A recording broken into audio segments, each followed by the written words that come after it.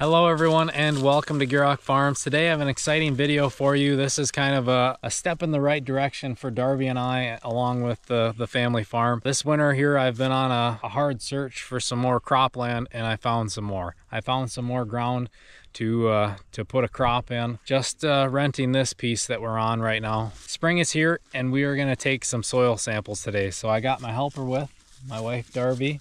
We got the probe, the bucket, some bags. So we're gonna get some soil samples so we know what type of nutrients are out here.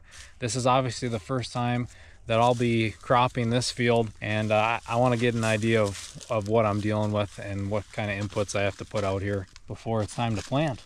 So we're gonna be out here taking soil samples, and then later in the video, I wanna go over some of the money side of things and go through that. I've really liked the videos that other creators have put out when it comes to talking about that, inputs and expenses when it comes to farming. It's not all just throw a seed in the ground and watch it grow kind of deal anymore. So right, I know one of the common questions are going to be how many acres. Nothing huge.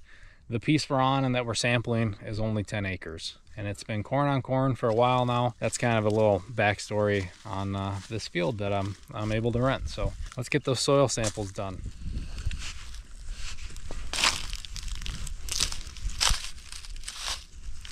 Got a nice 6 to 8 inch sample. Since this is kind of an odd shaped field, I'm not doing a true grid sample.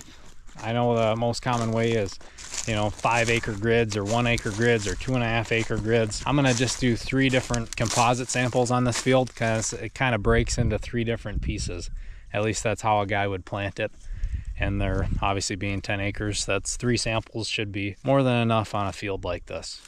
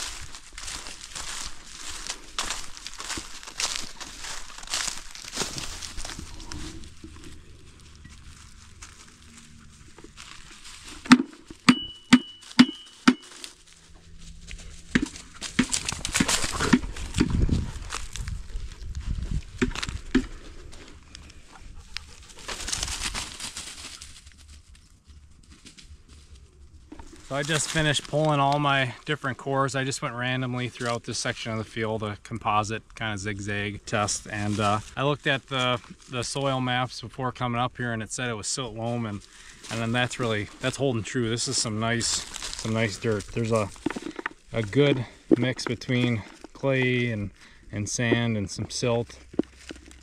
And it's a little damp, but not too damp. We had some moisture a couple days ago. And obviously I'm doing this early spring, so ground isn't going to be perfectly dry. But I'm excited about what I'm seeing, especially on a hilltop like this, where typically a lot of the organic matter over the years works its way down. But there's a lot of residue up here, and I think this is going to be some good soil. I'm liking what I'm seeing so far. So let's bag up this first sample and make our way to the other parts of the field.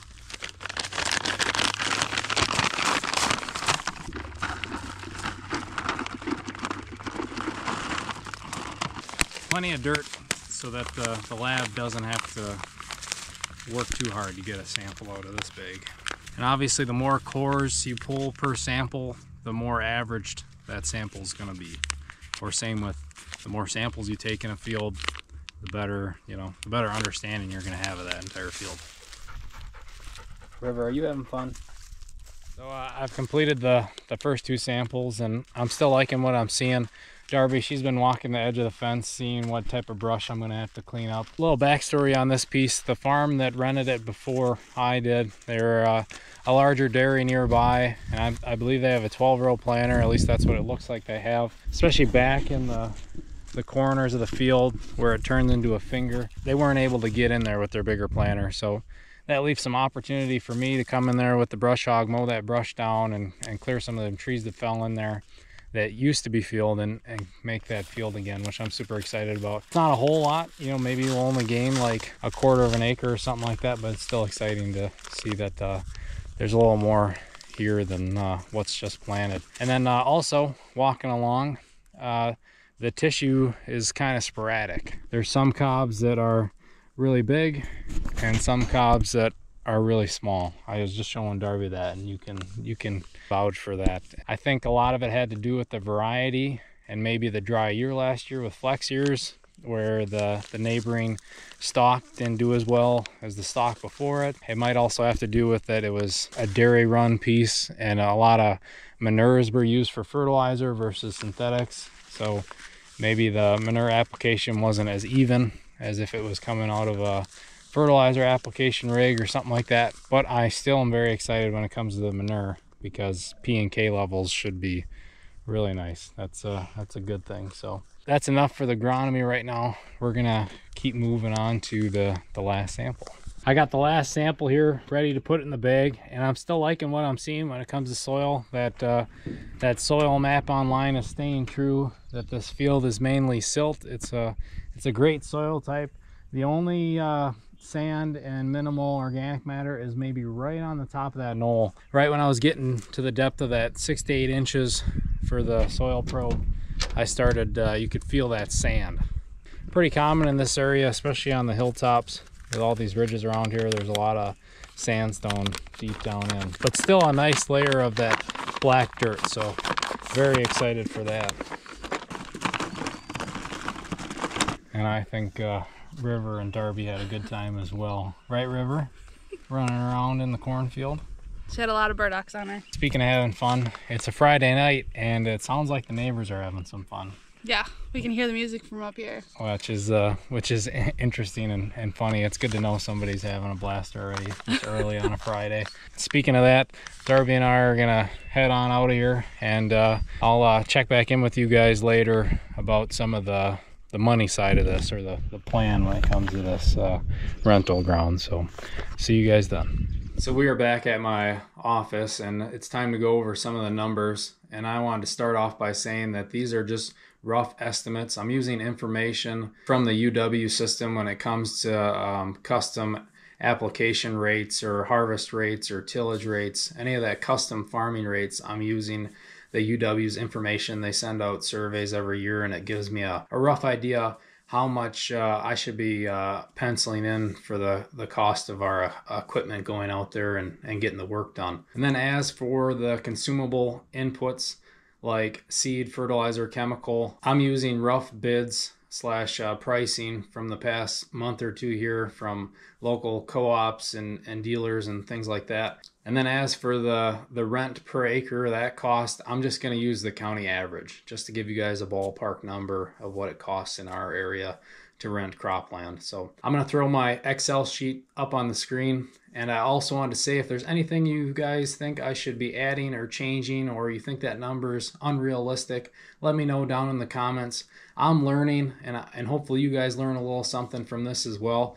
I just thought it'd be fun to share the numbers side of farming, really what it takes to turn a profit, how the corn price, even 10-20 cent differences can really dramatically change the outcome of profit, break even, or losing money. So starting on the expense side of things, when it comes to the equipment, the tillage section I have on there, that is a vertical tillage custom rate. That's just an average for our region based on the UW system. They were thinking it was going to cost $20 an acre. Same with planting, that's $23 an acre. Harvest, this wraps in the cost to haul it to a local elevator. Even though I may or may not be selling it to that local elevator, I still wanted to pencil that in, as that could be an extra cost. You'll notice throughout this, I tried to be really conservative and go with a higher price per acre when it comes to any of the equipment cost. And then as for spraying, $20 an acre, which is on the high end for our area, and that really is dependent on who you're getting out there and what type of equipment they have, and that can correlate into chemical savings, especially on a large scale. It seems to be the guys with exact apply, where every individual nozzle's shutting off when it overlaps, those guys tend to cost more per acre to get them out there. Side dress, I'm not for sure if I'm gonna side dress or not. Same with broadcast pre-plant, but I do have both those numbers penciled in right now in case these soil samples come back and I'm gonna need a really heavy fertilizer program out there. So we got a side dress bid for just under 13 bucks an acre, and then to broadcast it pre-plant, we're just under 10 bucks an acre. So that's all of the equipment custom farming rates, I guess you could say. And then down to our consumable inputs, we got seed at roughly 124 bucks an acre. So if you factor in at that 30 to 32,000 population, which is what I'm going to be planning more than likely, at 300 some a bag, 2.5 acres per bag, that roughly gets you that number. And obviously that can depend on the type of genetics that I'm going to get. If I would go the conventional corn route, that seed cost would be a lot cheaper, or if I go a bit more mid-range or top end, that can change, that's for sure. So as of right now, penciling in that I'm going to buy the most expensive bag of seed corn, that 300 plus range, especially being it's a corn on corn situation. I definitely want some good traits and some good protection out there. And as for fertilizer, I went on the low end for fertilizer due to I don't know exactly what type of nutrients are out there. Like I was saying, there's been manure on that farm in the past. The soil type is really good, so I might be able to get away with not a crazy heavy amount of fertilizer. I do plan on putting starter through the planter, so hopefully that helps me cut down on costs there for the total fertilizer cost. And that's also why I can justify doing that soil sampling and taking the time to do that and paying 10 to 15 bucks per sample to send it to the lab, so that I can make an accurate plan and not over apply fertilizer or under apply fertilizer in order to get that desired yield that I want. And then down to chemical, this is kind of just a very basic chemical program that I have laid out. Obviously Roundup Ready, and then it's got a mix of other contact herbicides along with some residual type herbicides to get me to canopy. And this would be a program where we'd be spraying after the corn's up. This get that lucky. But if we can time out the application just right and get the right amount of rain for that residual to kick in, I'm confident that we should only have to go in there one time. Especially being I'm doing some tillage beforehand and it doesn't look like they had a crazy amount of weed problems or weed pressure looking at the residue up there. And then as for the rent per acre, very dramatically, let me know in the comments in your area what the cost per acre for farmland is. In our area, I've heard as low as 60, 70 bucks an acre and as high as those mid 200s. At a 10 acre type scenario like this field, that gets us an expense of a total $5,665, and then per acre that would be $566.50. And then moving on to the interesting side of the Excel sheet. Now, I did leave out some expenses like cost of drying and cost of storage, because as of right now, we might just be feeding it out, so that cost would be little to nothing. But let me know what you think the cost of drying and storing would be if I were to take it to a local elevator. But as of right now, I'm leaving that out. So that's for sure an expense I lost. And another expense you guys might be looking for when it comes to fuel. Fuel cost is penciled into those custom farming rates, but obviously that can dramatically change based on what the fuel price is. So that's still just a rough estimate tied in with those other inputs. Now on to the money-making side of things, and this is where grain marketing really plays a big part of a farmer's plan. So I'm being really conservative, and we're going to say I only get 170 dry bushels off of this field per acre. The current corn future price for July, I'm filming this now in early April, is $4.44 a bushel. So at 10 acres, 170 bushels an acre, that gives me 1,700 bushels. And at that current corn price, which is an okay corn price, our total income would be $7,548, and then our total income per acre would be $754.80 per acre. So then that gets us down to the profit at $188 per acre. Total profit would be $1,883. It's easy to see how this could go either way. Let's say the corn price would go to $3.50 per bushel, which is very possible. So that would put us at a total profit of $285 on 10 acres like this. And then obviously if we dip below that, if we get to like 325, then we're losing money.